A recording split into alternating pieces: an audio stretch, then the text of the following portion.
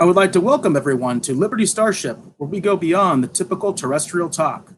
I am Eric Alexander, along with Peter Maines. Together, we are your crew and invite you to join us on the journey to discuss politics and current events. And with that, I'm going to go straight into our daily distraction. I guess, folks, unfortunately, we are down to only one daily distraction because, quite frankly, there's a lot of hard news out there, and it's hard to find stories like this. But thankfully, CNN did come to my aid once again. And it was the CNN Style section once again as well. So from CNN Style, and this is featured on the main page of CNN's website,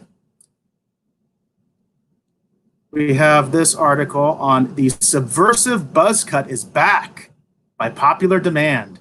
Here's how to get the look from home. It says, as lockdowns continue across the world, social media is being inundated with images and stories of people rediscovering one particular old friend or fiend in the realm of manes and tresses, the buzz cut. Men, women, and even celebrities are having a go at shaving their own heads, using razors or electric clippers and a good dose of nerves. But the bold look is not just a haircut of convenience, meant to keep our locks under control while salons and barbershops remain closed. Outside of the Army, where it originated, the buzz cut has long been the preserve of counterculture, a symbol of rebellious aesthetics, empowerment, even political dissent. Wow, that's hard. At a time when the world seemed, what's that? I said that's hard hitting. And I like the fact that I think that the military invented the idea of shaving your head. Nobody has ever done that throughout human history. Yeah. This article is full of this stuff. It's pretty funny. So, it actually doesn't even talk about how to actually do a buzz cut, which is fairly obvious. I mean, you just shave your head. So the entire premise of the article to begin with this headline is a little bit misleading. It says, here's how to get the look from home. They don't really talk about that, although there is a video associated with this. But the article itself just talks about basically how having a buzz cut these days is such a statement. It's such a way to give it to the man, and of course, this is from a news outlet that basically reeks of conformity, and it supports every single takeaway of liberty that you can possibly have. But they're going to tell you, do this buzz cut so that you can be punk, you can be cool, you can be different in this age of Corona. But at the same time, please comply with all your government orders and take the government cheese. That's kind of the takeaway from this article. And it was punk rock when Annie Lennox was doing it, or they show Sinead O'Connor. Yeah, that's pretty punk rock for a woman to shave her head. It's not so much for a man. And just the whole premise of this, that this is a subversive look. Who is it subverting? Who is offended by this or shocked by this in the year 2020? That you can shave your head. I did this a couple of weeks ago. I didn't do the top. I just did the sides. But yeah, anybody can do it. And if you're stuck inside the house, why not? At least it won't. I found it very annoying after a while. That's always the worst part of hair getting long to me, is when it gets over the ears and it gets long in the back, and you just gotta shave it. That's where I'm at right now. My hair's very long. I did manage to get a little cut. Oh, by the way, here's Brittany. Can't remember Brittany. Can't forget Brittany's cut. And I love what they say here. It says, when Britney Spears infamously shaved her hair off in 2007, the gesture became one of those moments in celebrity culture people still remember today. An act of defiance and liberation no other haircut could have ever matched.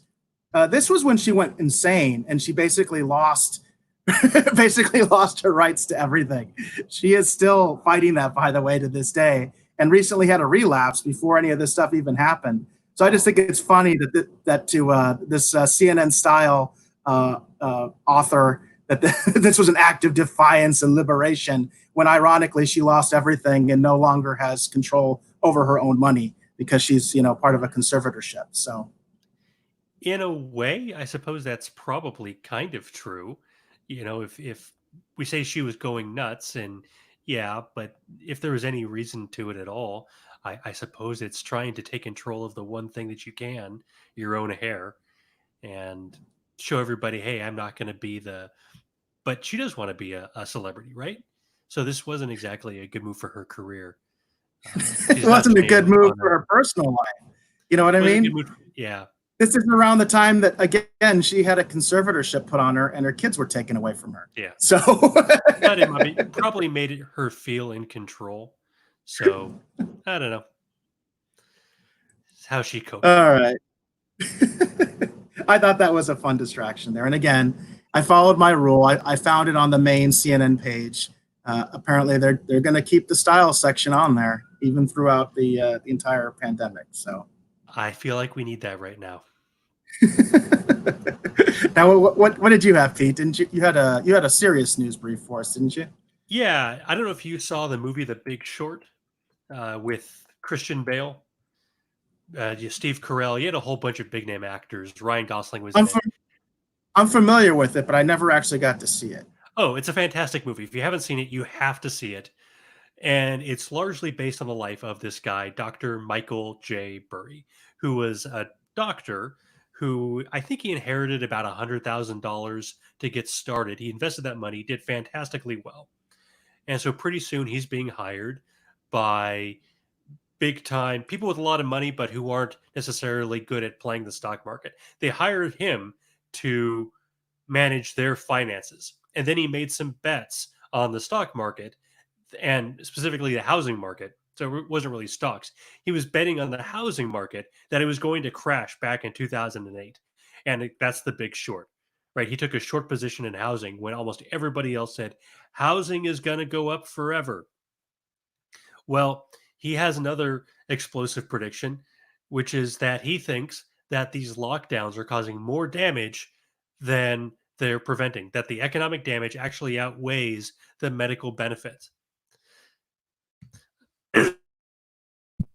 And we've heard this from a lot of people, but I think this gets a little bit more attention because he's actually a doctor. He is an actual doctor. And so here's what he says. COVID, like all coronaviruses, will not easily engender durable herd immunity, and vaccines will prove elusive. We must learn to live with it, which I think you and I have, I don't know if we've said it in quite those terms, but essentially that's what an exit strategy has to look like, is we have to learn how to cope with the coronavirus. We cannot just bury our heads in the sand and say, okay, we're going to wait this out for the next year and a half. We cannot bring the economy to a standstill for a year and a half. And so he says, and he's a bit more extreme on this than I am, but he says, which means universal treatment with available drugs and no hysteria, i.e., no lockdown. That's from his Twitter feed. And he's also been a fan. Again, he's a doctor. He's been an advocate of using chloroquine and hydroxychloroquine to treat those who are infected, which is very controversial. There's a lot of people out there saying it's too dangerous, that it can cause heart attacks, which it very well might. And I do think that we need to do more research, but at the same time, there has to be right to try. If you're sick and this is your only hope, what do you have to lose? This issue, Pete, reminds me of a documentary I watched years ago, and I wish I could actually recall the name of the documentary, but it was about the Ebola outbreak in Western, in Western Africa, like Liberia, that area. They had a huge outbreak of Ebola within recent memory. And I watched a really good documentary years ago about it. And one of the things that came out of it that was interesting was near the end of the outbreak, which, by the way, they didn't know was the end of the outbreak, but what turned out to be the end of the outbreak, the doctors on the ground got desperate. And what they did was they took people that had actually overcome Ebola. In other words, people that had developed an immunity to Ebola and survived it. In other words, they had either had an immunity to begin with, or they actually survived the infection and had antibodies. And what they did was they took these people, they took blood transfusions from them, and they took these blood transfusions and they put them in sick people.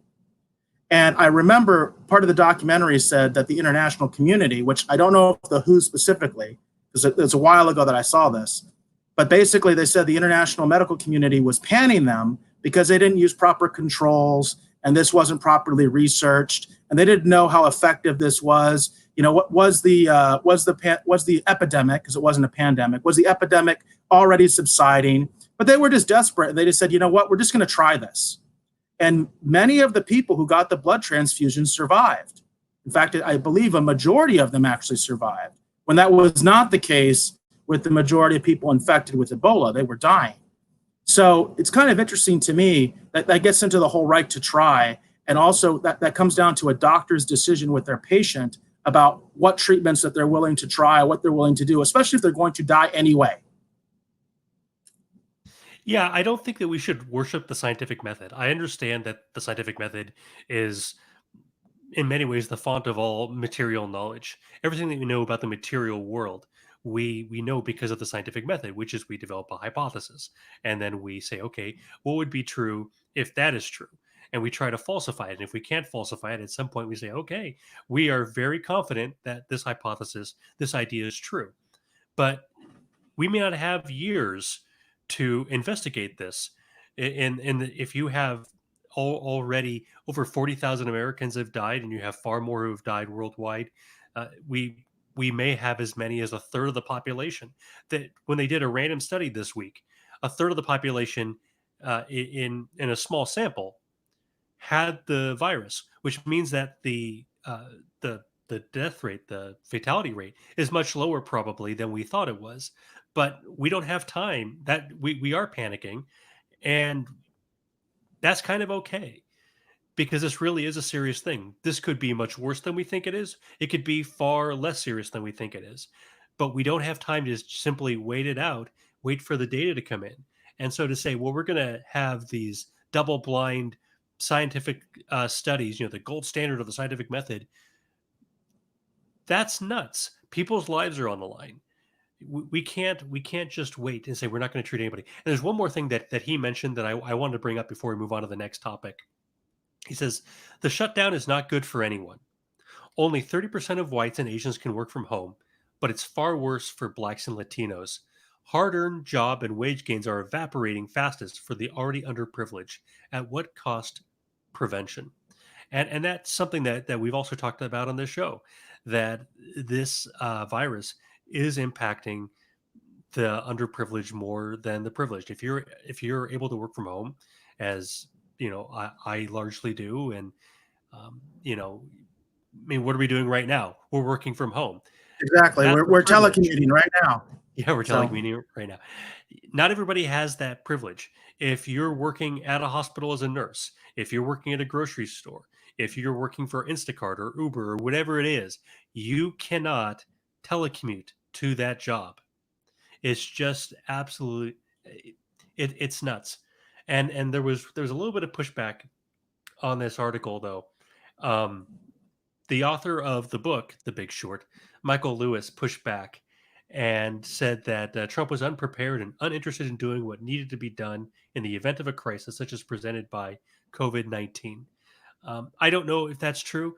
I will say I have read that book, The Fifth Risk, since reading this article, and it is a fascinating look into the mind of what I would say I wouldn't even call it the progressive left, but the technocratic left. It makes a very strong case for a lot of obscure government agencies. And so I would say, if anything, Michael Burry is kind of coming at this from, I don't want to say a right-wing perspective, but he seems to be taking sort of the MAGA Trump line here, and Michael Lewis is taking the Democrat line. Not that this is a partisan issue. One of the fascinating things about this whole COVID outbreak is that it has largely broken up and scrambled political alliances. That you have people on the right who are like, hey, we need to take this really seriously. We need to lock things down. You have people on the left saying it's all a hoax. It's all Bill Gates wants to vaccinate your kids. So, well, what's the next news brief we have, Eric? All right. So I have, as you know, I've been a big advocate of masks. So yep. I felt that I should definitely talk about this in the news briefs, about where we're looking at with masks, and also about whether we think this is a good idea or not. So we have several states. This is a CNN article. It says these are the states required to wear a face mask in public. And this is dated today. So this is fairly recent, although this is an evolving story. Governors all over the place are instituting requirements for masks in certain areas, but the requirements are not all the same. So for instance, in Connecticut, the state mask requirement applies to any residents who are in a public place over the age of 2 and can't maintain at least 6 feet of distance from other people. The same rules apply to people who use public transportation, taxis, or rideshare services. And then we go to Hawaii. Customers at essential businesses are required to wear cloth face coverings. Employees who interact with customers or goods at those businesses must wear them too. Those measures are in addition to keeping 6 feet distance and limiting the number of customers allowed in the establishment. And it adds Hawaii you can face a fine of $5,000 or a year in jail if you violate this order. In Maryland, commuters and employees must wear face coverings while using Maryland public transit. It says employees and customers over age 9 must wear face coverings inside essential businesses, though adults accompanying young children should make an effort to get them to wear a mask if they're in an essential business, which I don't know how you enforce that, but that's part of the order. New Jersey says they were the first state to introduce such a mandate. New Jersey requires that customers and employees wear face mask coverings in essential businesses and construction sites. Businesses must provide them to employees and deny entry to any customers who refuse to wear them, though the customer can still pick up their food or medicine by alternate contact-free means, which not sure what that means, maybe a delivery option or something, I don't know. I don't know how you completely... Yeah, if you drop it at somebody's doorstep, Instacart and what is it, Dash Pass or not Dashlane, that's the... Anyway, these places that will deliver food from any restaurant for you, like Uber Eats, there's now like 5 of them. They have a no contact option where they can drop it right at your doorstep. Yeah. It says also employees and commuters on New Jersey public transit and private carriers must wear face coverings while on trains, buses, light rails. And then we go to New York. All residents over age 2 must wear masks or face coverings when they're in public, and social distance is impossible. And Pennsylvania, masks, essential businesses must provide masks for their employees and require them to wear the masks.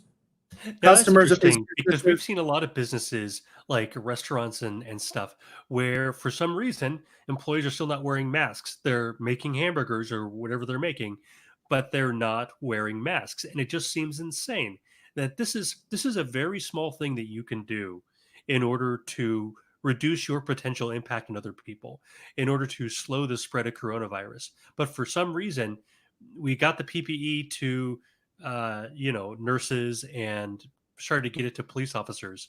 But people at restaurants, they just haven't been wearing them, and they're not being provided with them. Yes, that's correct. And then Rhode Island also has a mask regulation for employees of essential businesses are required to wear face coverings unless that employee can continually maintain at least 6 feet of distance from other employees, which is an interesting provision. All employees, though, must wear face coverings when entering or exiting the building or using common areas. Businesses must provide materials for employees to make these masks. And that doesn't require the customers to wear masks while inside the essential business, but it encourages businesses to post their own mask requirements. And I want to say, I like Rhode Island's model the best. What I would propose is that we actually require businesses that are open to have their employees wear masks. I'm kind of on the edge about whether to make businesses provide the masks, because masks are so easy to make with the shirt or something like that. Like that's all we're really asking is for a face covering. But I do have a friend who works at a business that is still deemed essential, which I don't know exactly why it's deemed essential, but it is deemed essential and it is open, and his employer will not allow him to wear a mask. And this is an issue we also have to look from a liberty angle. Even if you're someone that is generally against government regulations, I believe that is incredibly unjust and incredibly unfair that this employer is making my friend requiring him not to wear a mask because they quote unquote think it will scare customers. When I think it's exactly the opposite. I feel much better when I go into a business, particularly when I'm going into a restaurant, and people are masked up. That's just me. Maybe you don't. But at this point, I don't really care. The issue is, how can we allow people to be working and then say they're not allowed to wear a mask? That's where I draw the line, and I say that's ridiculous. And that's why I think we might need some more intervention on the side of states deciding this issue, and saying, you know what, if you're working and you have contact with the public, you need to wear a mask. Again, I don't know about what I think about requiring customers to wear masks or requiring you to wear a mask when you're outside. I don't necessarily agree with the constitutionality of it, but I definitely think there's something to be said for saying that businesses have to do it. I kind of look at it like the no shoes, no shirts, what is it? No shoes, no shirt, no service kind of thing. This is kind of a universal guideline based on health requirements and things like that. So I don't know. What do you think, Pete, ultimately? Well, again, we don't know how to evaluate this risk. We don't know how to measure this risk. Forcing either how do you come down on that? Sorry about that. Is that where I come down on this is that this is a very inexpensive way that you can you can do something to reduce the risk to other people around you. The mask doesn't do as much for you as it does for the people around you. And so I think if you have a very individualistic way of looking at the world, it's easy to look at this and say, oh, I don't need to wear a mask. That's just because you're afraid. I've seen this from Republican politicians already, and it's insane. Rights come with responsibilities. And right now, we don't know what the danger is from coronavirus. We have no ability. We don't have enough testing. And so we have no ability to measure, quantify the risk that coronavirus actually poses. And so to say, well, because we don't know, it's okay for you to go around endangering other people, I think that's insane. You don't get to point what you think might be an unloaded gun at somebody. What's that? It's absolutely insane, and it's discourteous. The bottom line is it's discourteous. Yeah. It's always been discourteous. It's always been discourteous of people that are sick, running around all over the place without a mask on or covering their face in some way. We've talked about this in Asian countries. This is part of the culture, and this is one of the reasons that I feel Japan is in such better shape than we are, because Japan already is socially distant. They do wear masks. They wear them during flu season. If you're sick, you put on a mask. Now everybody's basically wearing a mask, and they've done very little else. In fact, they're way behind on testing. They're way behind on everything, but their numbers are much better than ours. You know what I mean? Sure. And, look, we can say that you have a right to run around without a mask on. And I think in an abstract sense, that's true. But we also do have laws against a public nudity. Okay. We don't say that that's a violation of, say, your freedom of expression or your right to dress the way that you want to. So if in this case, we're talking about what amounts to a very small imposition that would actually allow us to open the states much earlier, because now we've done something, right? We've slowed the spread, which should be the goal, is looking for an exit plan. How do we slow the spread of coronavirus? Well, we're going to have to do things like we're going to have more masks. We're going to have more testing. We're going to have more tracing. But it seems to me that a lot of people who are saying that they want to open the economy are also saying we shouldn't wear masks. And, right. The testing is stupid. Coronavirus is a hoax. Bill Gates wants to kill your kids. It's a bunch of nonsense. And no, it is. Yeah. And the other thing is the masks, to me, are definitely a way forward to open the economy in a phased, responsible manner. The first places that should open are places where they can wear masks. And quite frankly, I also think looking at the option of screening people as they walk into the business is something to look at as well. They have no contact thermometers that people can use. You can have someone observing people if they have symptoms and refuse them entry. And businesses can do that on their own anyway. They don't need the government's permission to do that. They can make that regulation themselves. I did want to share a sort of positive, or at least what I thought was a positive article. That's also a little bit, I think, kind of fun.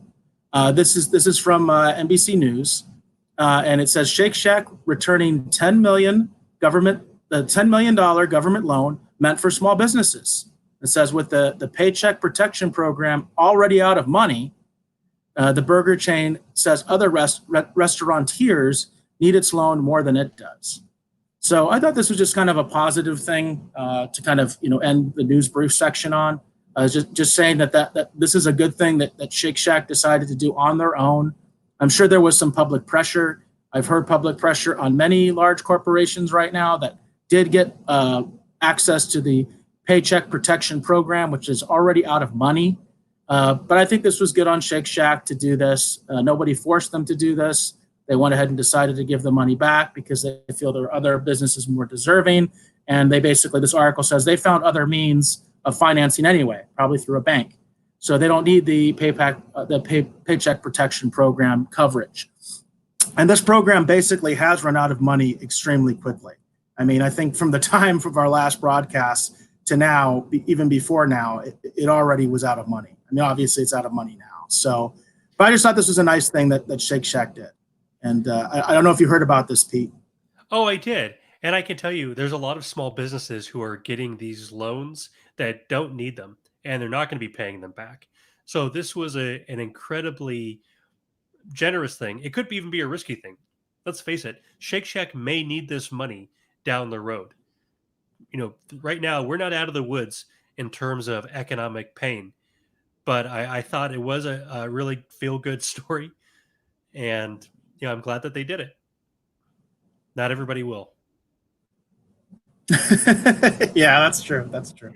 And also, who's paying for this program? I know that we're paying for it through our taxes, but it does remind me of the 2008 crisis. I know, I keep banging on this, the Big Short and everything, but what happened in 2008 was you had programs like this where essentially everybody is paying into an insurance program through their taxes. Okay, that's fine. That makes sense. Whether it should be the government, I don't know. But even if it were, even if it weren't a government program, when you have an economic disaster like this, of course everybody is going to turn to their insurance at exactly the same time. So I think we need to reevaluate how these programs are set up. Not quite Ponzi scheme. You don't know how to classify them. It seems like these are programs, whether they're public or private, that are set up to fail about every 10 years when we have one of these economic crises. Right. And as I think we pointed out, a lot of people are pointing out that many of the problems of our economy are kind of being laid bare right now. And Corona is being used as a screen to cover bad business practices. I think that's happening quite a bit. And actually, I think that's a good segue into your main segment as far as what's going on with housing. Want to talk about that? Yes, I sure would. So we talked about Michael Burry, and what he was famous for was predicting the big short, the big drop in housing. And right now, I've been looking through the news to see what's going on with the housing market. Are we going to see a repeat of what we saw in 2008? And I see every reason that this could be worse than 2008. And yet, when you talk to realtors, when you talk to brokers, when you talk to people who work in the real estate industry, when you start reading the press about this, a lot of people are in denial about what's going on. As soon as we hit, as soon as we hit some economic turbulence here, right at the beginning of this crisis, the first thing they did was lower interest rates. And they lowered rates. You saw a surge of refis, and I talked to a mortgage broker, and I asked her. I said, look, houses are overpriced. This isn't sustainable. It seems like this is the pin that's going to prick the bubble. And she said, well, I'm so busy right now refinancing houses. We've never been busier. The housing market is going great guns. Absolute delusion, just complete self delusion. And her point was, and I've seen this. Look, she's a smart woman. She's a successful business owner. But she was saying the same thing that I've been reading in a lot of the press, which was the Phoenix housing market still has a shortage of houses. What do you mean we have a shortage of houses? We've seen uh, over 22 million workers file for unemployment recently. 22 million workers file for unemployment. How, when you have unemployment now effectively at 13%, how are we going to, people are going to keep paying their rent? How are they going to keep paying their mortgage? It doesn't make any sense. We've seen a 60% drop in interest in both buying and selling of houses. So that should be really worrisome. If you're in the real estate industry, you should be asking yourself, wait a minute, you know, what's the next step here? When the repercussions kick in, supply is going to surge because people will be kicked out of their homes. Their homes are going to be repossessed. And then it's going to be a buyer's market. Right now, it's still a seller's market, kind of. Nobody's wants to pull the trigger because they don't know what's going to happen with the housing market. I know what's going to happen with the housing market. We're going to see prices go back to a reasonable level. But here's a quote from Market Watch. They were interviewing people who are in the market or want to be in the market, and this guy was said, "My agent told me that when this passes, like this is just going to pass." I mean, that's already a lie right there. My agent told me that when this passes, there is going to be a surge of home buying, especially if the interest rate stays so low. This guy is getting screwed. This guy is being lied to by the person he's relying on to tell him the truth. He's not, there's not going to be a surge of home buying. Not with, I mean, in a sense, there will be because you have people who would have bought a home who are doing okay. They're able to telecommute okay. There's a certain portion of the population that's in that boat. But you have a lot of people who are simply not going to be able to afford their rent, be able to afford their mortgage. And the idea that, the market is just going to come out of its coma at the end of all this is completely delusional. So here's a story from ABC News, and this is from earlier this month. Mortgage applications nationwide dropped 17.9% in 1 week. So the number of mortgage applications dropped 18% in a single week. Just nuts, and that was according to the Mortgage Bankers Association survey. Um, Purchase applications, which hint at future activity, slid 12%, and a whopping 33% from the same week last year. So we're seeing interest in buying and selling houses just collapse. People don't want to sell right now because they don't know what's going to happen. They want to hold on to what they have because, well, if we see inflation or who knows what we need to plan for.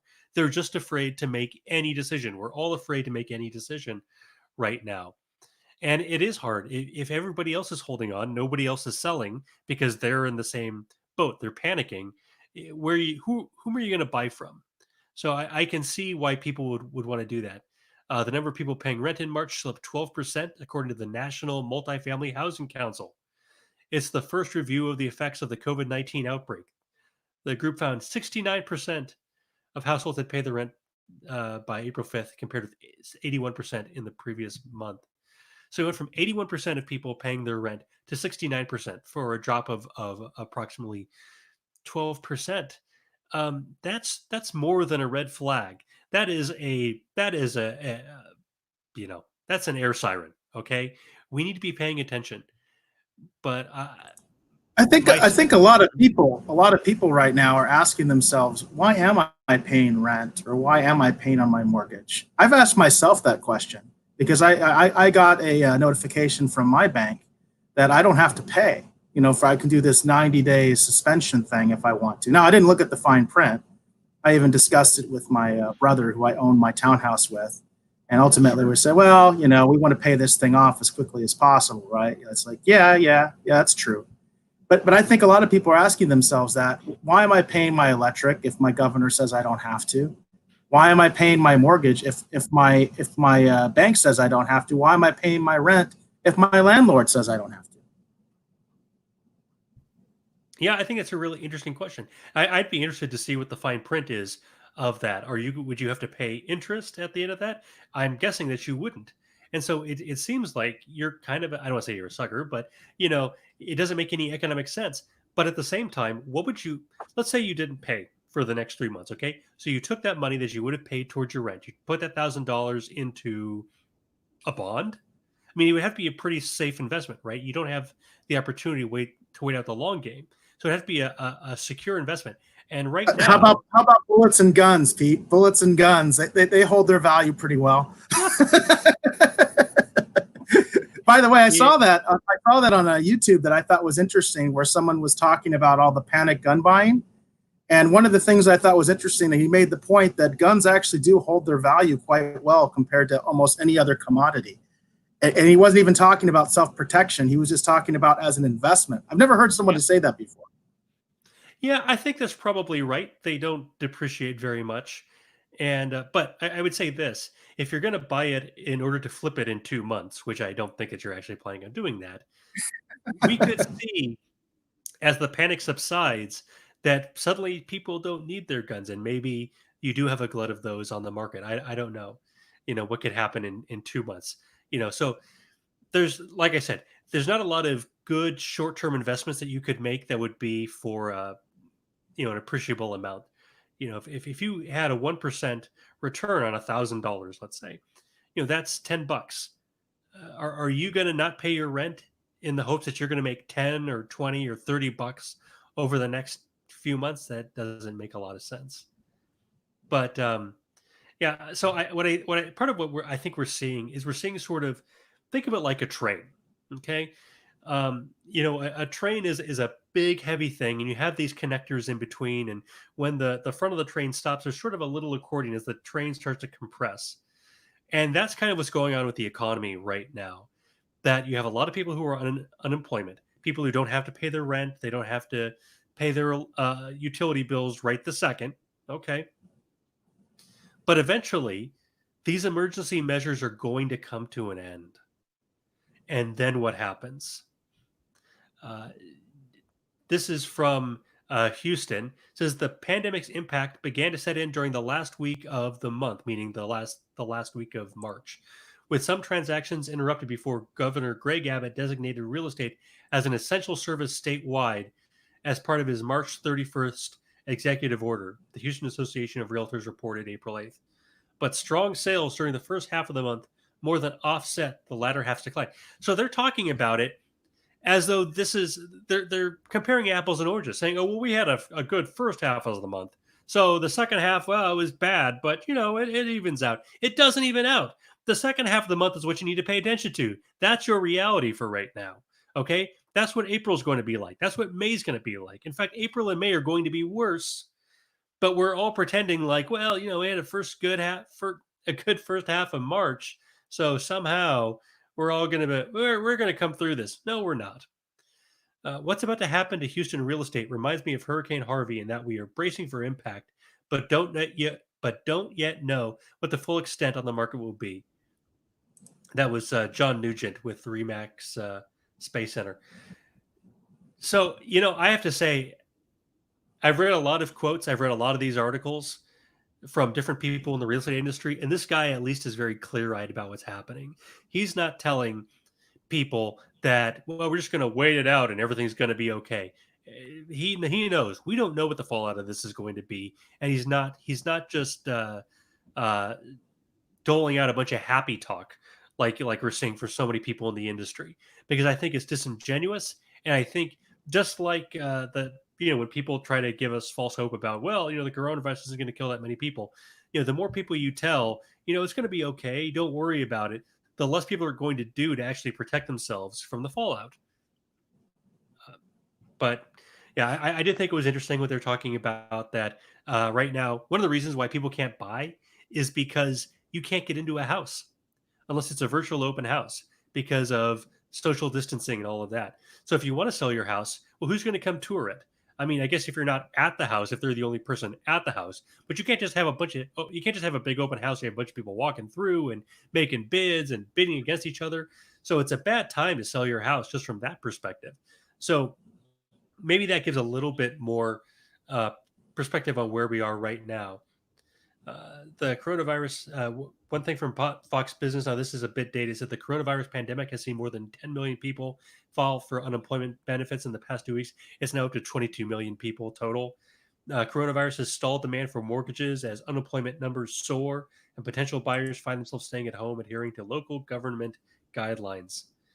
And then they talk about how mortgage rates increase. Like that's the limiting factor.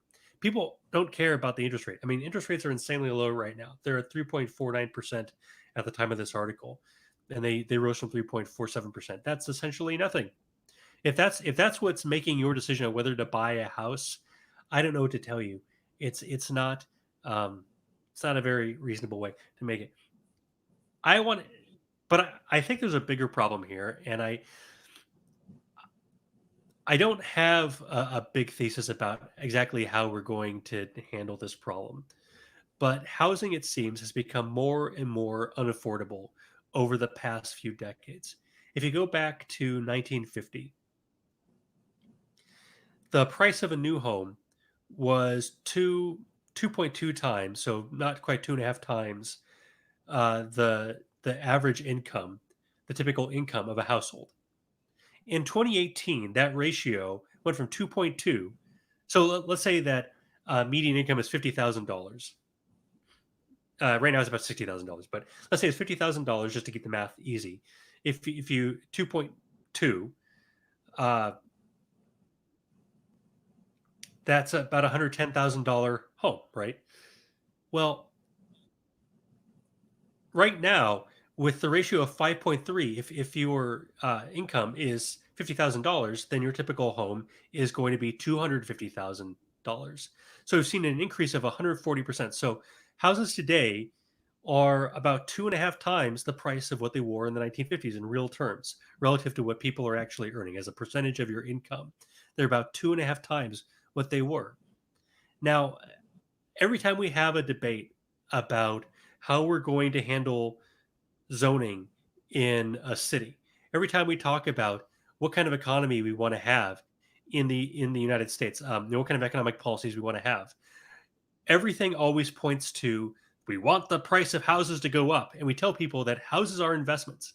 Now, if you live in a fast-growing city where the price of land is going up, that makes sense. But your house is a depreciating asset if you're just looking at it as a physical house, because obviously a new house is going to be more efficient, more energy efficient. It'll be better made, and maybe that's part of what's contributing to the price of houses. Just like we see, cars are safer and better made, and they're more expensive, so they're lasting longer. Okay, that's fine. But my concern is, why do we gear all of our policy towards houses being more expensive? If we've seen the price of housing relative to income more than double, 2.5 times over the past 70 years, when do we say enough is enough? We want houses to be affordable. We want housing to be affordable. We want computers to be affordable, right? We're happy when the price of other things goes down. Big screen TVs. Nobody says we need to keep the price of big screen TVs high. Why do we accept this nonsense when it comes to housing, which is a much bigger investment for most people than these consumer items that are getting cheaper and cheaper as technology improves? I think it's a I think I don't want to say it's a you have a lot of people from different sides of both sides of the political aisle. People from George Bush to Paul Krugman. I don't know if you ever read Mises.org, but there was a fantastic article a couple of years ago called Krugman's Waterloo, where he said at the time of the tech crash that we need to inflate a housing bubble. And then the housing bubble came crashing down. Well, of course it has to come crashing down. If people can't afford houses, how can it not come crashing down? How can the price of housing just continue to go up and up if wages aren't going up and up, if salaries aren't going up and up? It just doesn't make any sense.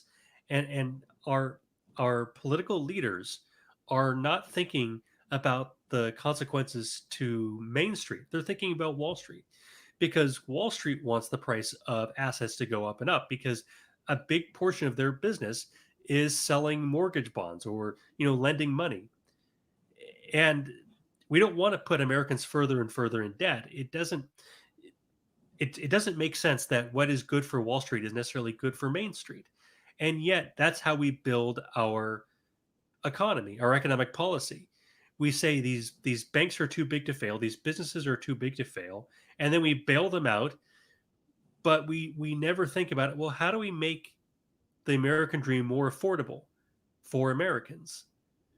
And I think when Trump came into office, a big part of his appeal was tapping into that resentment that for many Americans, and I consider myself very fortunate, uh, but for many Americans, the American dream is getting further and further out of reach. It doesn't matter how much education they have. It doesn't matter how hard they work. If the price of housing is more than doubled, well, they can't afford to live the lifestyle that their parents did or their grandparents did. And I think that Trump's economic policies have been sort of a mixed bag. That wages have started to finally go up, but we maybe need to start reevaluating what about this sort of casino game where we've kept the price of housing artificially high. Whenever there's an economic crisis, we start dumping money trying to reinflate the housing bubble. When do we say enough is enough? When do we start looking out for Main Street? That's my big question. And I'm hoping that this housing crisis will be a big wake up call for a lot of us, that we need to rethink economic policy overall. Um, you know, there isn't going to be infinite growth. We're not going to see 5% growth every year for the next 100 years. Right now, we are a developed economy, and we need to start thinking about how to sort of wind things back instead of operating things like a pyramid scheme where we assume infinite growth forever. How do we But just make things better it's kind of funny though. for But workers? the more there's an old saying: the more things change, the more they stay the same. I remember studying, when the country was first formed and the original territories of the United States, and the land speculators going around and causing a huge economic turmoil in the early history of our country, because they were grabbing land like crazy in these territories, these unorganized territories that the United States acquired during the American Revolution, Yeah. and causing. In fact, that goes even to like the Aaron Burr conspiracy and all that kind of stuff. All those crazy schemes that they were doing. Some people even say they were trying to create their own little empire out there. But it's kind of like this. This has always been with us, and I'm not sure it's ever going to leave. You know what I mean? I'm not sure what we're going to see an end to it.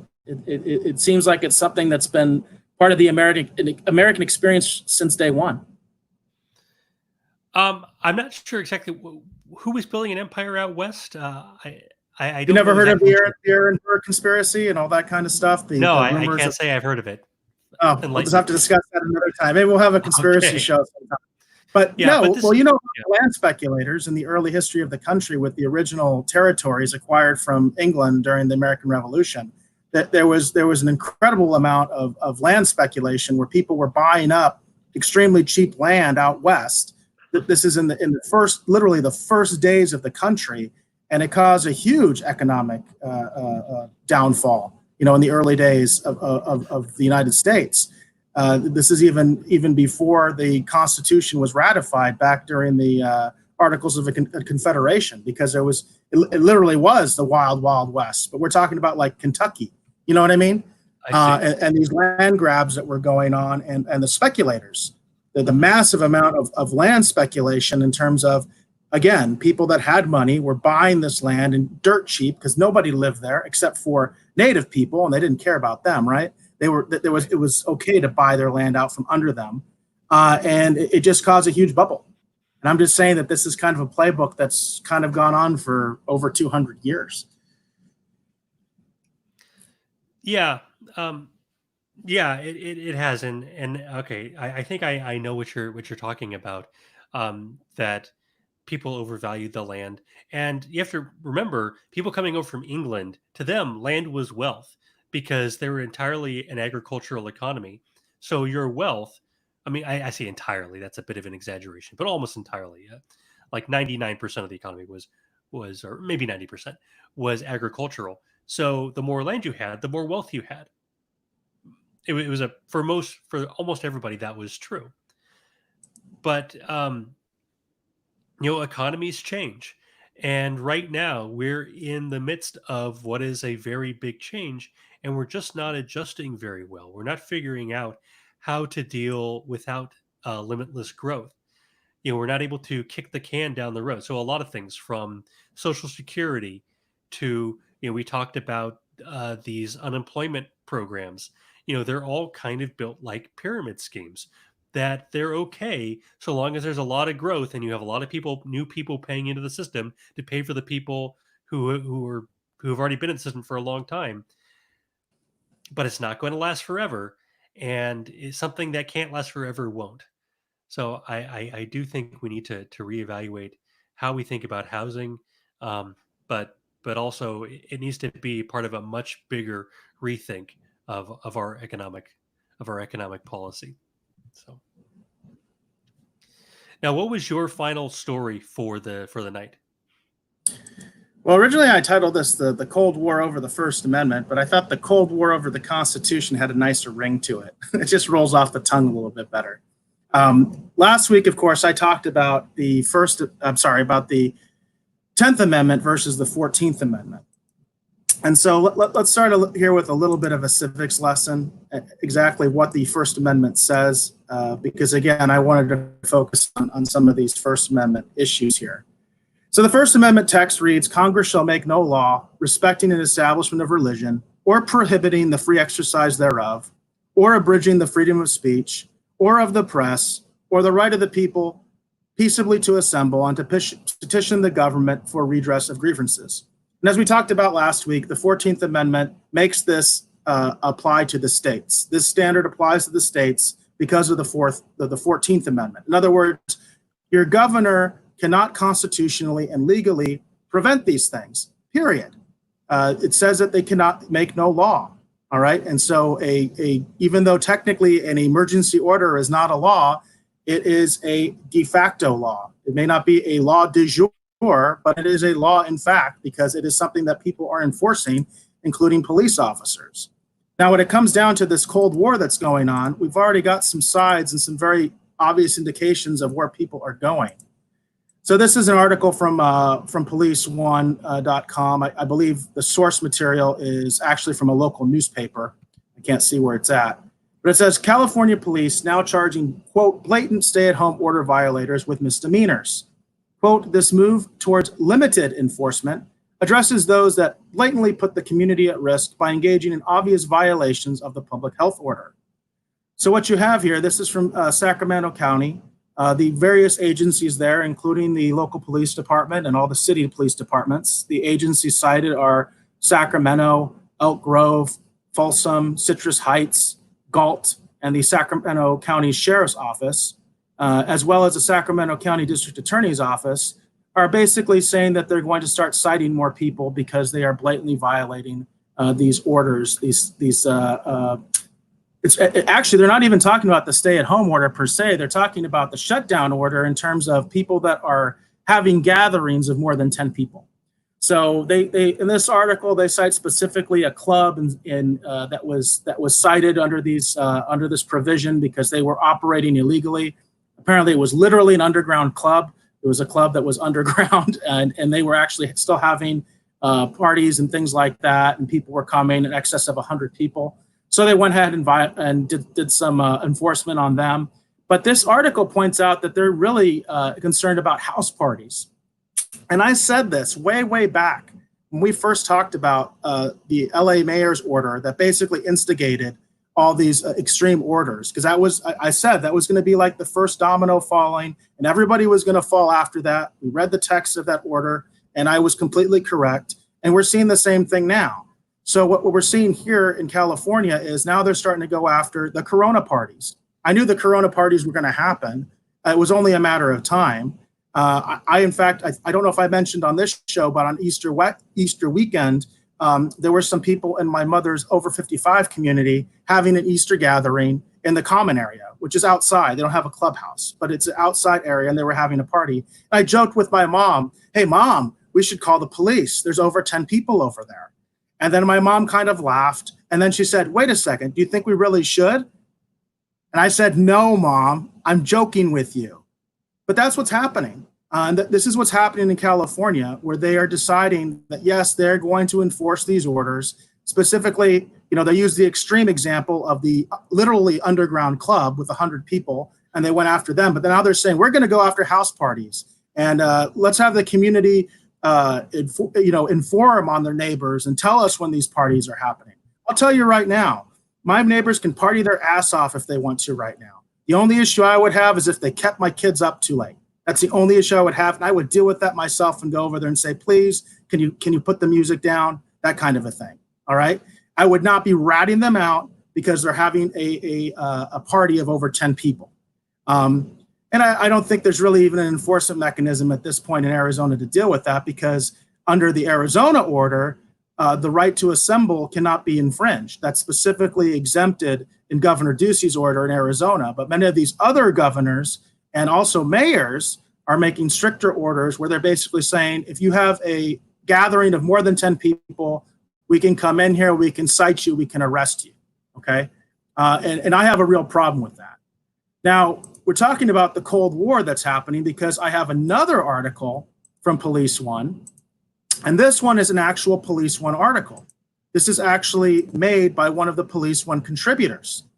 This is Chief Joel F. Schultz, and he was the chief of a small police department, and he is an actual contributor for Police One. He's an actual, I believe, retired officer. And he says, this is his article, and I like this because this is Police One. Police One is looked to by many police administrators and also union people. I mean, it's a very well-regarded source of information for actual police officers working in the field. And this is his article, and he says, civil disobedience behind the badge. Can a uniformed officer remain silent and go about a duty that is repugnant to the Constitution? And this is a wonderful article. It says, some years ago, I led an 18-member department in a small town as chief of police. I was ordered by the mayor, my boss by statute, to summarily seize another officer's property. Long story, I will spare you. I advised the mayor that to do so without probable cause or a warrant would be a Fourth Amendment violation that I refused to be a part of. I was fired for disobeying a direct order. I have always been convinced that no chief should serve without being willing to be fired. Should no police officer serve unless they too are willing to stand between the Constitution and an unlawful order? And again, I really like this because this is someone who was a small town chief of police who actually is making an article for Police One. And he says again, I've always been convinced that no chief should serve without being willing to be fired. In other words, if you want to stand for your convictions, you should be willing to take that hit. And he asks, should no police officer serve unless they too are willing to stand between the Constitution and an unlawful order?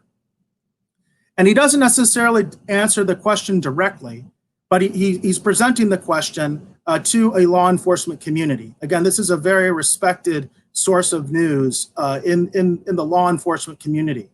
And this is a great article. It talks about, the situation in these places like, Mississippi and Louisville. Like we have a picture here of Pastor Bruce Shaper as he's preaching from a scissor lift during the first of two drive-in Easter services held by Grace Life Church in a parking lot in, this is Monroeville, Pennsylvania, Sunday, April 12th, 2020. Because we've had this controversy about these drive-in church services. Now in Arizona, our executive order specifically exempts religion. So the churches that are not meeting in Arizona are doing so voluntarily. They have agreed not to meet because they have said that it's a public health concern. They've agreed not to meet. And that's the case of most churches in Arizona. In some other states, they have closed the churches. The executive order specifically bans all gatherings of basically over 10 people and therefore has banned church services. So then you have these people that are trying to be creative and they're having these drive-in church services where they're either using a PA or they're using a little FM transmitter to have the service. And what's happened is you've had cities and states try to step up and basically try to break up these church gatherings completely illegally completely against the Constitution, completely against the First Amendment. And this is a lot of what this article is about.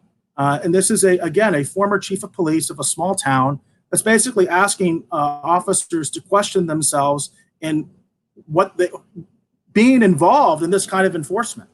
I know in the case of Louisville, there's a active lawsuit going on because basically the officers were out there taking people's license plates that were showing up for these drive-in church services.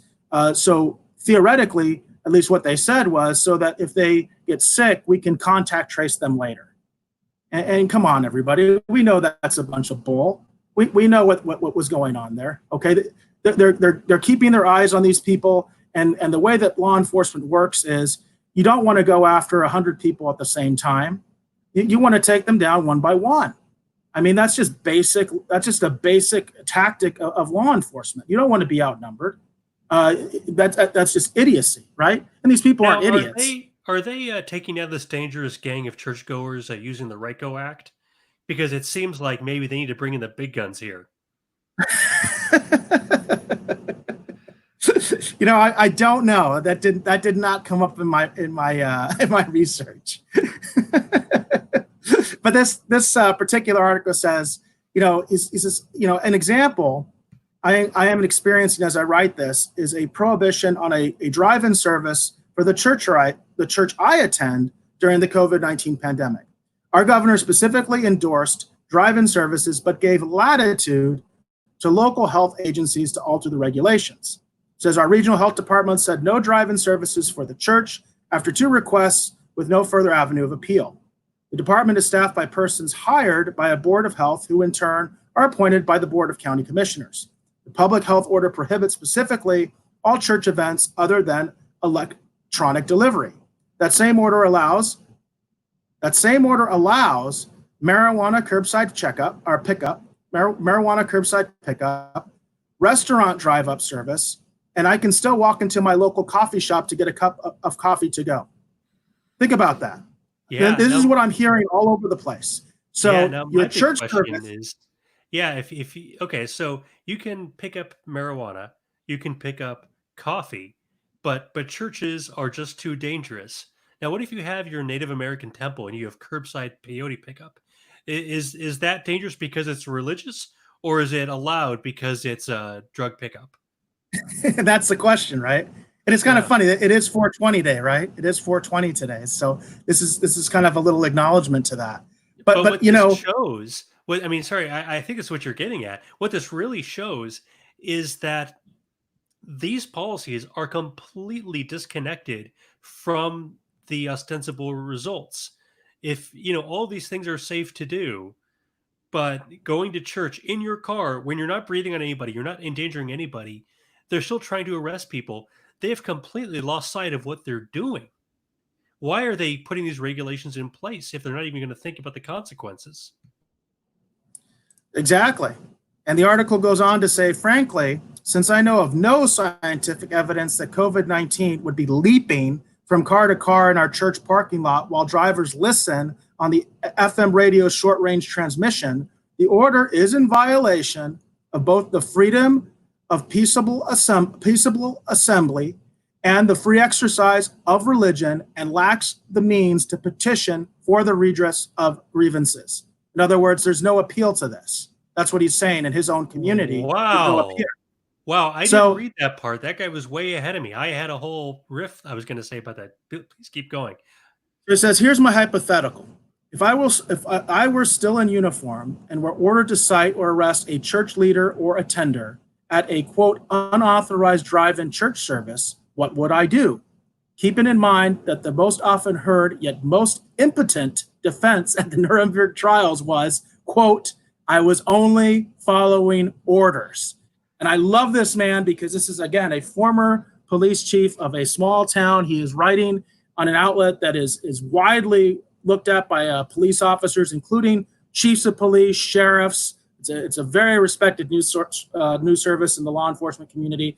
And he is asking an excellent question that is being asked on a lot of forums right now within the law enforcement community, because a lot of people don't like this.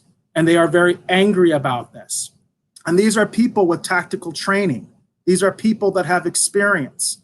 And this is why I say this is a Cold War that we are starting to experience. The longer this goes, the more officers, retired and current, are going to be questioning these orders and saying, no, we're not going to do this. And it's going to come to a head. Citizens already, even in my state right now, which I think we have one of the most reasonable shelter-in-place orders in the country in Arizona, right now there are citizens protesting at the state capitol as we speak, right now. And so this is just going to get worse the longer that these orders are in effect. And more officers are going to have to ask themselves this hard question. I can tell you there are officers right now that are saying, I will not comply, I will not enforce this kind of an order. And of course, there are lots of officers that will. And that's, again, why I'm saying this is a Cold War over the Constitution. And we could see it become a hot war if we are not careful, and if these boneheaded governors, boneheaded mayors, boneheaded county board of supervisors don't step up and realize they are overstepping, and stop realizing that their agenda is clear. Their agenda is clear. He gave us a very micro example of what was going on in his own community, where church events are banned, but they can still get their marijuana. They can still do the restaurant drive-through. They can still walk into a coffee shop and get a cup of coffee to go. Yeah, there's no agenda there, right? Nothing to see, folks. Nothing to see. But I really commend this gentleman. I'll give out his name again, Chief Joel F. Schultz. And there's a picture of him on the article as well. This man is a hero in my mind, and he is asking some very hard questions in a forum that is respected within the law enforcement community. And many officers have to be asking themselves, what would they do in his hypothetical scenario? They have to be asking themselves that right now. Absolutely. And the thing that I thought was the most amazing part of that article that you just shared, because we started this by looking at the First Amendment, and it has that fantastic clause about the redress of grievances, which we never talk about anymore because we have no mechanism for the redress or redress of grievances in American political, under our Constitution. As a practical matter, that doesn't really exist. The only mechanism we have is Congress, but that makes that redundant because it already says Congress shall make no law. So Congress isn't doing anything right now. That's the other thing. Going back to Macy's point, right? Because I think we're pretty big defenders of Congressman Macy. You know, he's asking them to meet to do their job, and they're hiding, and they don't want to do their job, and they don't want to legislate anymore. And the same thing is happening in every state legislature across the country right now. They're scared. They're hiding under their desks, right? Well, not their desks. They're hiding under their beds because they're at home. They're not in their offices, right? Their offices are closed. So how do you even protest this in a reasonable way, other than what they're doing right now, where they're just marching or doing drive-ins or something like that? People make fun of them. But what else are they supposed to do? They can't go to their local city council meeting because they don't happen anymore. They can't go to their local legislative meeting because that doesn't happen anymore. There's no oversight. Yeah, we've shut down the legislative bodies at the time when we need them most. And we have the ability to make these remote, to make these virtual. Congress voted, they discussed at least, whether or not they would start holding sessions of Congress virtually. So that way they don't have to be all in the same place. And they decided no. How can you decide no when right now we're saying we're worried about the coronavirus pandemic? Everybody should work from home. But Congress, people from all over the country should fly to Washington. We've already had members of Congress infected. Of course they're going to be infected. If they're flying from all over the country to Washington and then they're all shaking hands and hanging out together, how are they not going to infect each other all the time? This is absolutely insane. And it gets this is all about power. This is all about power and putting it into as few hands as possible. That's what we're seeing right now. Yes. Now, I did want to mention. Okay. I did want to mention this a little bit more. I don't know if it's on the hopeful side because obviously there's a conflict here, but the Kentucky Attorney General says, quote, churches must be allowed to hold drive-in services. Kentucky has been ground zero for a lot of the coverage over this issue. And it says Kentucky Attorney General Daniel Cameron announced Saturday that he filed an amicus brief in support of a Louisville church's federal lawsuit against the city over its right to hold drive-in services during the COVID-19 pandemic. So what you have here is both the governor and the mayor have basically come against this church in different ways with their various orders. Now the attorney general is basically saying he's going to take up the plight of this church, and he is going to file a lawsuit in federal court to basically stop the harassment that's going on at this church. And I'm going to tell you, this is completely on partisan lines. Cameron is a Republican, the governor of the state is a Democrat, and the mayor of the city is a Democrat. And again, this is part of what's happening with our Cold War over the Constitution right now. And what you're seeing is, which I think is funny, the only reason I'm registered as a Republican is because I agree with the platform more than I agree with the Democratic platform. It's not because I think Republicans in general are better than Democrats. I don't. I think exactly the opposite. But I'm telling you, right now, you are seeing a definite difference between Republicans and Democrats in this crisis, from the president all the way down. Whether here in Arizona, all of our usual suspects, the most liberal, most progressive cities, Flagstaff, Phoenix, Tucson. Tucson has an online page where you can rat out your neighbors if they're having parties. It's disgusting. It's disgusting. And I have to say, for any of our libertarian listeners or viewers or whatever, there is a difference. There's a definite difference between what the Republicans are doing right now, all the way from the president, all the way down. The president could have issued martial law anytime he wanted to. De Blasio begged him to. He wanted troops in the street of New York so he could enforce his curfews, because that's how out of his mind he is. Okay, so make no mistake, there is a difference, and we're seeing it. There is an absolute difference. I wanted to, I think you're absolutely right, and I wanted to talk about, this is why Trump got elected, right? He got elected because people were sick of business as usual from the politicians. And what that police chief said about redress of grievances, that's why we have legislation, is so that when people are upset, when people are unhappy, there's a mechanism for us to make decisions to rectify things. But right now we have people making policy who are completely out of touch with what their constituents want. They don't even care what their constituents want. They want to put tanks on the streets. How is that Republican? How is that Democratic? How is that in any way keeping with the spirit of the American Constitution and who we are as a people? Now, there's a lot of things I've always tried to say, Pete, I've always tried to say that a lot of the right-left paradigm is totally incorrect. It has nothing to do with right and left. We say, Republicans are more right, Democrats are more left. It really has nothing to do with that. It's a matter of whether you're into freedom or you're into tyranny. That's the only sliding scale. There's no difference in practical terms between a far right fascist and a far left communist. There's no difference in practical terms between the two of them. It's just a matter of ideology. But in practical terms, the average person is still going to be just as oppressed and just as not involved in the political system, and it becomes a system of elitists, right? There's no difference. There's no absolutely. difference. Yeah, they both want an elite to govern. Now, I don't know if you know this. We talked about Mayor Bill de Blasio.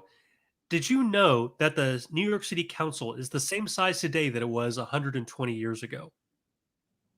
No, I did not know that. Yeah. So obviously New York is much larger. I don't know how many people live in New York City or governed by the New York City Council, but it's something like 20 million people. And yet the city council hasn't gotten bigger, and that's by design.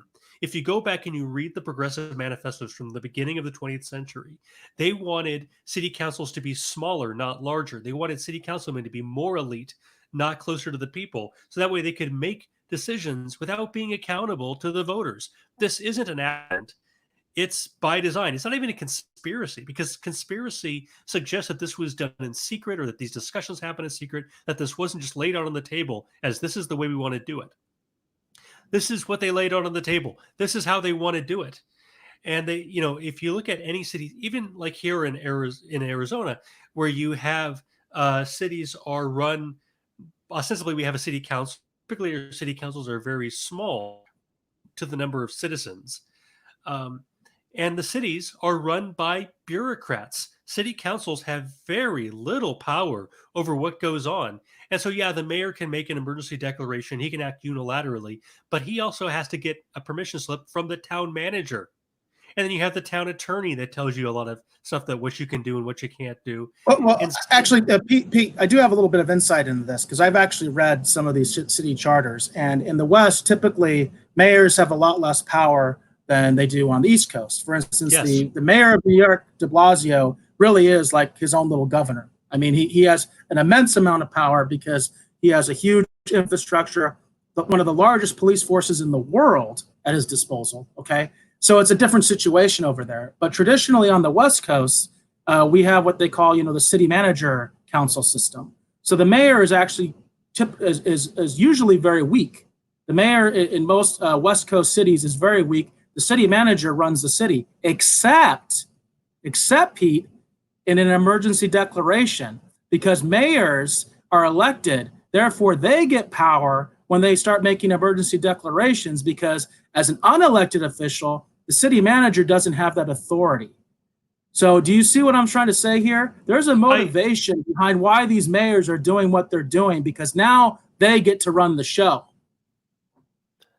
Now, we have a mutual friend, Marissa Hamilton, who has been very tough on Phoenix Mayor Kate Gallego, and with good reason. She's absolutely right. So I understand that the mayor has more power, but aren't there still a lot of ways for the staff to undercut and undermine the mayor, even in a time of No, no, an of emergency course there is declaration? because that's the way that these places are run, especially on the West Coast. Again, most major West Coast cities have a manager council style of government. That's the style of city management they have. New York doesn't have that. In New York, the mayor is the chief executive. He makes the decisions, and everybody, all those commissioners are under him. But in most West Coast cities, the city manager runs the city. And the mayor basically just runs the city council meeting and is there for ceremonial duties again, except when it comes to emergency declarations, because as an unelected official, the city manager does not have that authority. So I believe that there's a conflict of interest here in terms of these mayors that are becoming little dictators. They're like, well, now's my time to shine. Now I can actually do something because we're in a crisis and I can make these declarations because an emergency, basically because an emergency has been declared in my state. That's the way it works. We're talking about things with FEMA and federalism and all that kind of stuff. FEMA's not going to listen to the city manager. They don't give a crap what he says because that's not their procedure. They need to talk to an elected official. You see what I'm saying? That's the way these things work. So this is their time to basically become these little dictators and do whatever they want because now they can. Emergency declarations allow them to do so.